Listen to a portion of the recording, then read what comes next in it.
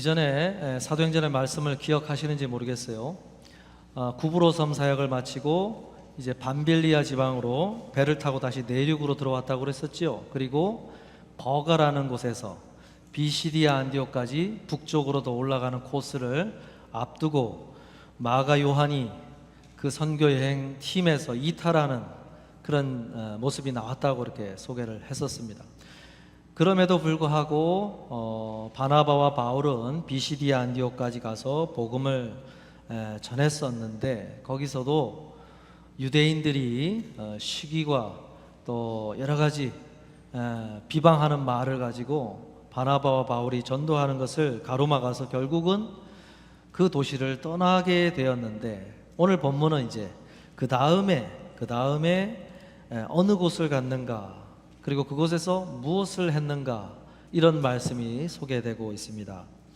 오늘 보니까 이고니온에 도착했다 그랬지요. 1절 2절을 다시 보면, 이에 이고니온에서 두 사도가 함께 유대인의 회당에 들어가 말하니 유대와 헬라의 허다한 무리가 믿더라. 그러나 순종하지 아니하는 유대인들이 이방인들의 마음을 선동하여 형제들에게 악감을 품게 하거늘, 그럽니다.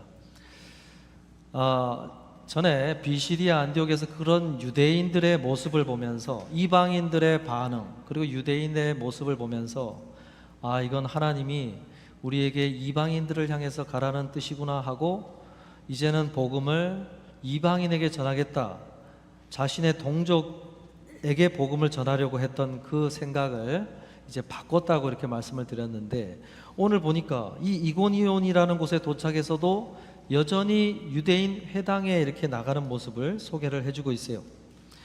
말은 그렇게 했어도 무슨 얘기입니까? 여전히 마음은 동족 유대인들에게 복음을 전하고 싶어 했다는 거죠. 그래서 여전히 그런 유대인들에게 먼저 나간 모습을 보여줍니다. 그러면 이고니온이라는 이 도시는요, 비시디아 안디옥으로부터 동남쪽으로 한 100마일 정도 떨어져 있어요. 그러니까 멀리도 간 거죠. 피난을 갔는데 아주 멀리 내려갔는데, 지금은 그 터키 지방의 그 콘야라는 도시 이름입니다. 콘야. 그 콘야에는 굉장히 현대적으로 개발된 그런 도시라고 알려져 있습니다. 그 로마 황제 중에 313년, 주후 313년에 밀라노 칙령으로 교회의 모든 재산권을 돌려주고, 그리고 그들에 대한 핍박을 거둬들이는 콘스탄틴 대제가 그걸 발표를 하게 됐는데, 그 어머니, 헬라나라고 하는 그 어머니가 그곳을 방문하기를 원했다는 거예요. 그래서 방문해서 그 자리에, 돌에 맞았다고 하는 그 추정되는 자리에 기념교회를 세워 놓게 된 그런 도시가 바로 이고니온이라고 할 수 있어요. 그곳에서도 이제 유대인들에게 먼저 복음을 전했다고 소개를 합니다. 그런데 어떤 반응이 나왔느냐? 거기 보니까 유대와 헬라의 허다한 무리가 말하더라. 전에 비시디아 안디옥에서는 유대인들 중에는 믿음의 반응이 나온 사람이 없었는데, 이곳 이고니온에서는 유대인 중에서도 많은 사람이 이렇게 믿음의 반응이 나왔다고 소개를 하고 있어요. 그래서 바울과 바나가 어떻게 했느냐? 3절 4절 보니까 두 사도가 오래 있어 주를 힘입어 담대히 말하니, 그래요. 가만히 보면 1절에서는 유대인 중에서도 많은 믿음의 무리가 나왔다고 했지만, 또 그만큼의 숫자 이상으로 유대인들 중에서 그들을 핍박하고 반대하는 유대인들도 많이 이렇게 나왔다고 소개를 했어요. 그럼 이런 상황에서도 바울과 바나바가 그곳을 떠난 게 아니라 거기서 오래 있어 주를 힘입어 담대히 복음을 전했다고 소개를 하고 있어요. 여러분, 왜 그렇게 바울과 바나바에게 위협적인 그런 사람들이 나와서 상당히 위험한 상황임에도 불구하고 그들이 여전히 그 도시를 떠나지 않고 오래도록 머무르려고 했는가? 이게 오늘 말씀 속에서 묵상하려고 하는 한 가지 메시지입니다. 여러분, 희망이 보이면 담대한 마음이 생긴다는 거지요. 전에는 동족 중에서 아무런 희망이 안 보였어요. 그래서 결국은 그곳을 빨리 떠났는데, 오늘 이 이고니온이라는 곳에서도 여전히 반대하고 핍박하는 사람들이 있으나 그들이 거기서 오래 머물려고 그런 마음이 생긴 이유는 희망이 보였기 때문이에요.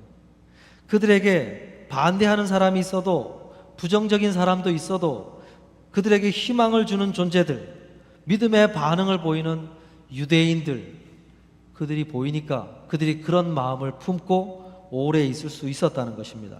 여러분, 교회 생활을 해가면서 나로 하여금 희망을 갖게 만드는 사람이 있으면 아무리 힘든 일이 있고 어려운 일들이 있고 내가 하는 일에마다 부정적인 반응을 보이는 사람들이 있어도 그 일을 계속해 나갈 힘이 생긴다는 거예요. 그렇죠? 나에게 희망을 갖게 만드는 사람들, 바울과 바나바는 어디에 초점을 맞췄냐면 그들에게 희망을 안겨주는, 여전히 주님이 우리와 함께 있고 우리의 이 섬김을 통해서 일하고 계신다는 사인을 보여주는, 희망을 갖게 만드는 사람들에게 초점을 더욱 맞추면서 그렇게 그 마음 속에서 주시는 담대한 마음, 그것을 부여잡고 그 걸음을 계속해 가려고 했다는 것입니다. 이게 주를 힘입는 마음이라고 아주 멋지게 표현을 하고 있어요. 여러분, 우리가 교회 생활을 할 때 어떤 마음이 필요하냐면 이런 주를 힘입어 주시는 마음이 있어야 됩니다.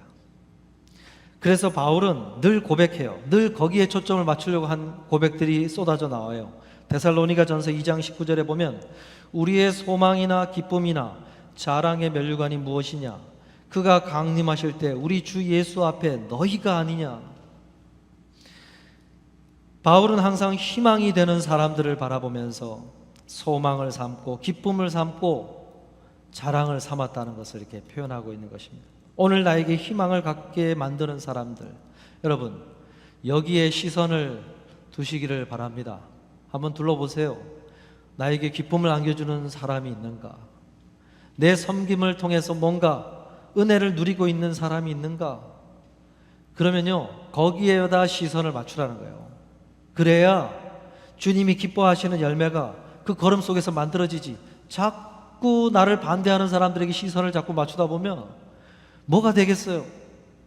걸음을 그런다고 멈추면 주님 앞에 내놓을 자랑거리, 기쁨거리, 소망거리가 어디서 나오겠냐 이 말이에요. 바울과 바나바는 거기에 초점을 맞추지 않았어요. 나를 반대하는 사람들에게 초점을 맞춘 것이 아니라 희망을 안겨주는 사람들에게 맞추면서 주를 힘입어 오래 있어 담대히 말했다고 소개를 하고 있어요.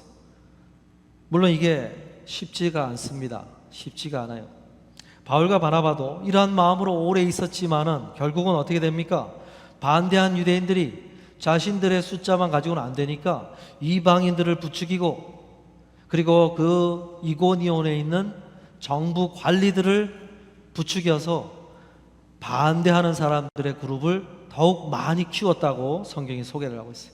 그러면서 점점 도저히 그들이 복음을 전할 수가 없어서 그 성읍을 빠져나왔다고 소개를 해주고 있습니다. 여러분, 그래도 우리가 기억할 것은 뭐냐면 그럼에도 불구하고 바울과 바나바는 여전히 그 희망을 갖게 만드는 사람들에게 시선을 맞추는 이 시선을 잃어버리려고 하지 않았다는 거예요.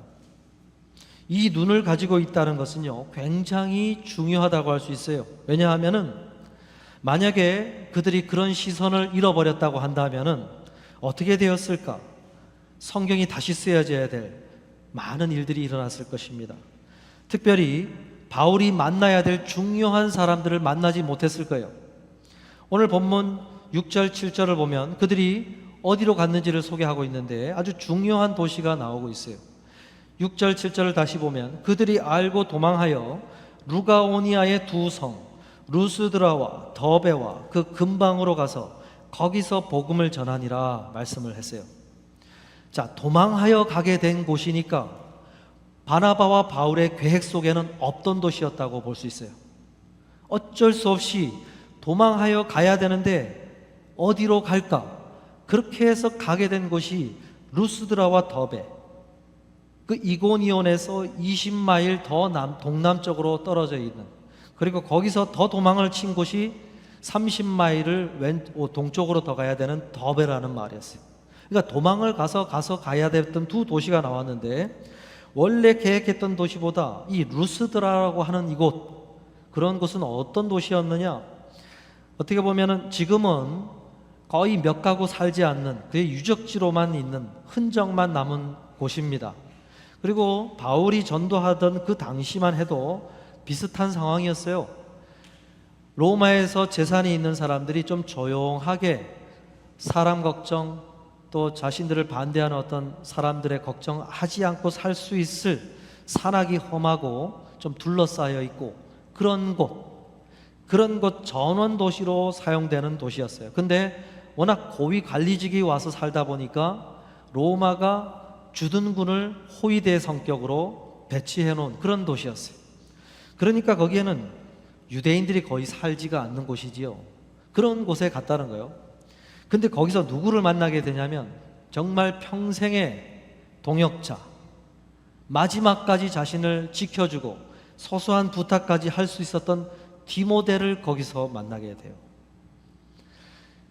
디모데는 거기에 어머니 유니게라고 하는 어머니가 살고 있었어요. 근데 그 어머니, 히브리인 어머니 유니게는 헬라인 남자를 만나서 그렇게 가정을 이루고 거기서 살고 있었던 가정이었어요.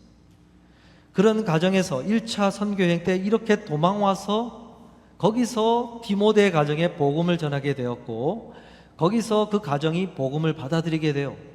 그러면서 나중에 2차 선교여행 때 바울이 그곳을 재방문을 하게 되는데, 그때 디모데가 바울의 그 선교여행에 동참하게 됩니다.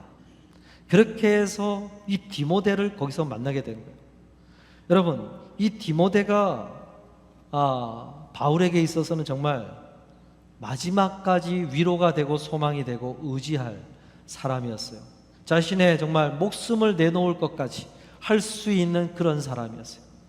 여러분, 하여 간 루스드라에서 만나게 됩니다. 만약에 거기서 희망을 발견하려고 하는, 희망의 사람들을 찾으려고 하는 그런 시선을 잃어버린 채로 그 마을에 갔었다면 어떻게 되었을까요?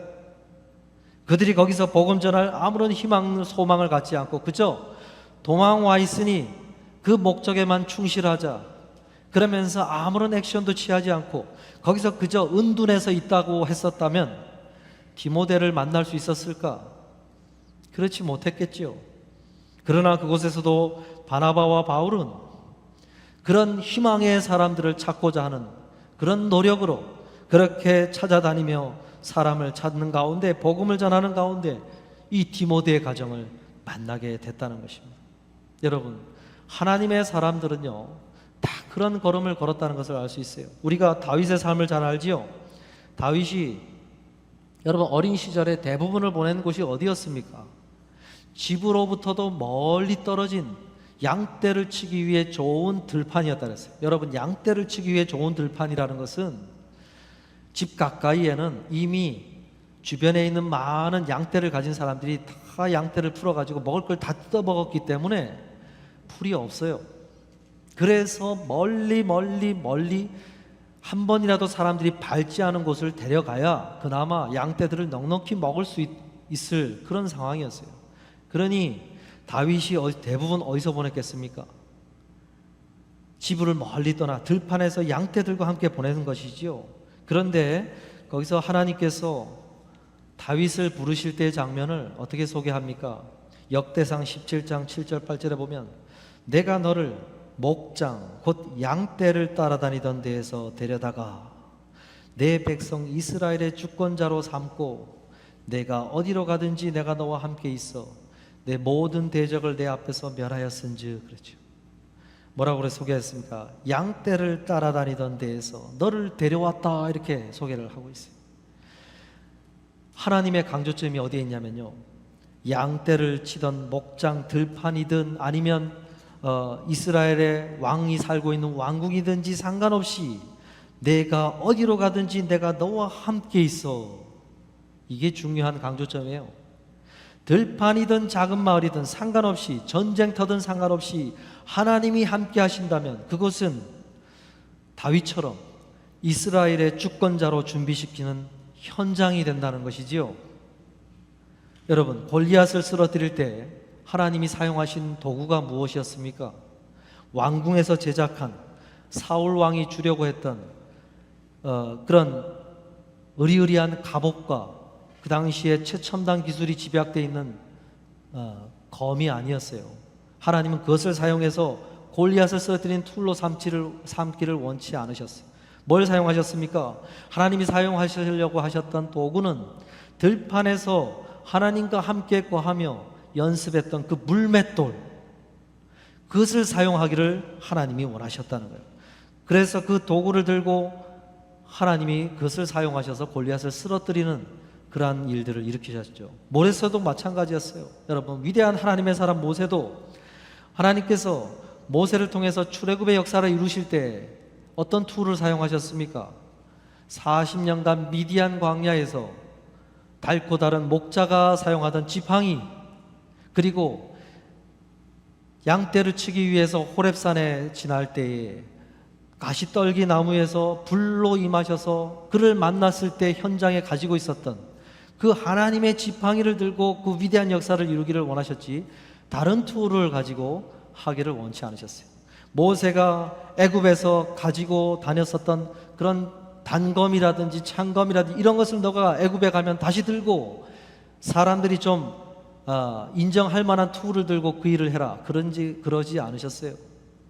너가 미디안 광야에서 만지작거리며 40년간을 가졌던 그것을 들고 너가 내밀면 내가 홍해가 갈라지게끔 역사하리라, 이렇게 말씀하셨지요. 여러분, 하나님과 동행하는 것이 중요하지 그 현장이 어디인가는 중요하지 않다는 것입니다. 하나님과 동행하는 곳에서 믿음의 걸음을 걷는 가운데 내가 그 어떤 볼품없고 투박하고 뒤처져 있는 것 같은 여겨지는 그 어떤 것이라도, 그 어떤 시간이라도 하나님이 그것을 사용하려고 마음을 먹으면 그것은 위대한 도구로 사용이 된다는 것입니다. 여러분, 우리가 이 뉴올리언스에 와서 그런 마음이 한켠에는 항상 있지 않습니까? 발전하는 다른 타 도시의 사람들, 또 좀 잘 갖춰진 어떤 환경들, 이런 곳에 가면 무언가 새로운 것이 만들어지지 않을까? 여러분, 그게 중요한 것이 아니라는 것이죠. 내가 여기서 하나님과 동행하고 있느냐가 먼저 중요한 것이요, 내가 동행하는 가운데 걸어가는 곳 속에서 하나님은 그것이 어디든지 간에 거기서 만들어지는 누릴 수 있는 툴들을 사용하셔서 나의 자녀들에게 그것이 지혜가 되게 하고 나의 가정, 우리의 가정에 도움이 되게 하시는 것이지, 그런 것이 무너져 있고 그런 시선을 다 잃어버린 채로 어딜 가든지 간에 거기서 뭔 일이 일어나겠느냐, 이 말이에요. 오늘 그 말씀을 오늘 하고 있는 것입니다. 바나바와 바울은 그 시선을 잃어버리지 않고 있는 가운데 걸어가는 것 속에서 디모데를 만나게 하시고 동역자를 만나게 하시고 정말 교회에 훌륭한 사역자로 파송할 수 있는 믿음의 사람들을 만나게 하셔서 전도 여행을 다니는 이후의 스텝 속에서 어떻게 하지? 저기에 내가 가볼 수도 없고 저기에 내가 가볼 수도 없고 몸이 한계라서 개척된 교회에 다 가볼 수가 없는데 하고 있을 때 디모데를 보내고 실라를 보내고 디도를 보내고 할 수 있는 사람들이 거기서 쏟아져 나왔다는 거예요. 사랑하는 성도 여러분, 오늘 말씀을 마무리하려고 하는데요, 오늘 말씀을 꼭 기억하시면서 나에게 어떤 메시지를 주고 계시는가를 귀 기울여 들으실 수 있기를 바랍니다. 오늘 말씀 1절에 보면요, 바울과 바나바를 뭐라고 소개하고 있습니까? 이에 이고니인에서 두 사도라고 표현하고 있어요. 여러분, 사도라는 말은 예수님의 직속 12제자에게 붙여야 되는 말이에요. 왜냐하면 사도라는 말은 보냄을 받은 자란 뜻인데, 예수님으로부터 직접 택함을 받아 내 증인이 되라 라고 예수 그리스도로부터 보냄을 받은 자, 그 12제자에게 붙인 호칭이 사도라는 말입니다. 그 사도의 조건에는 몇 가지가 있는데 가장 중요한 것은 증인되기 위한 조건이 있어요. 증인되기 위한, 예수님이 사역을 시작하실 때부터 예수님을 따라다닌 자여야 되고, 그리고 예수님이 부활하신 모습을 직접 만나뵌 자여야 돼요. 예수님이 사역하는 시작부터 끝까지 그 모든 것을 함께 참여하고 경험한 자가, 그리고 예수님이 그 중에서도 택한 자가 사도가 되는 거예요.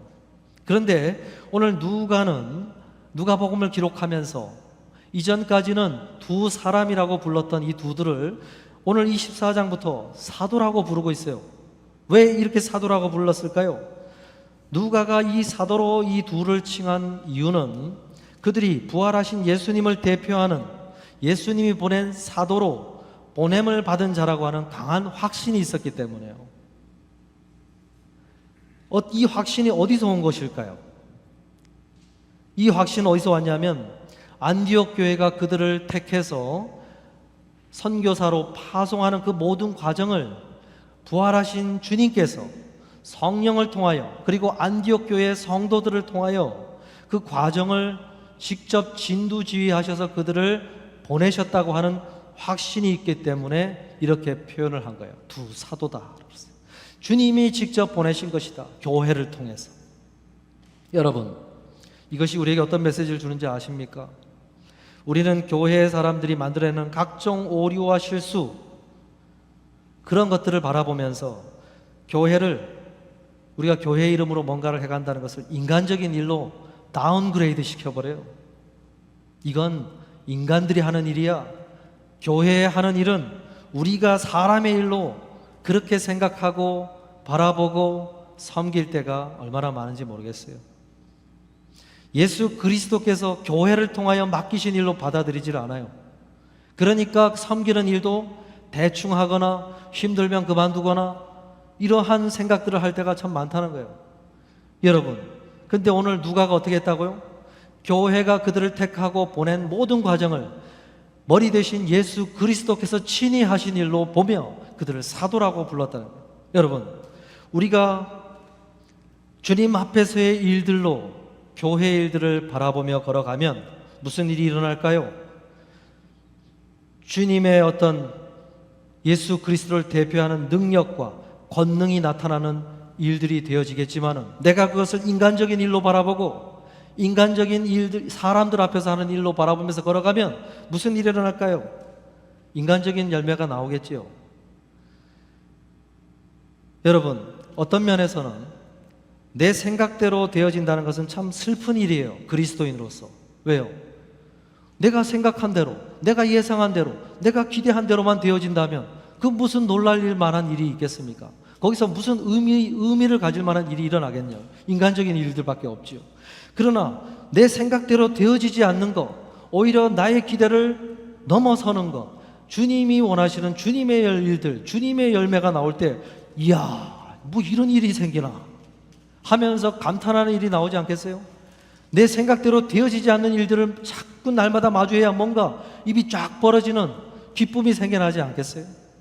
여러분, 우리가 주님의 일로 모든 교회에 해가는 일들을 바라보시고 그렇게 그 앞에서 일들을 감당해 가신다면 주님이 나는 너를 통해서 일할 것이다, 너를 통해 나를 드러내는 일들을 할 것이다, 이런 일들이 나오지 않겠어요?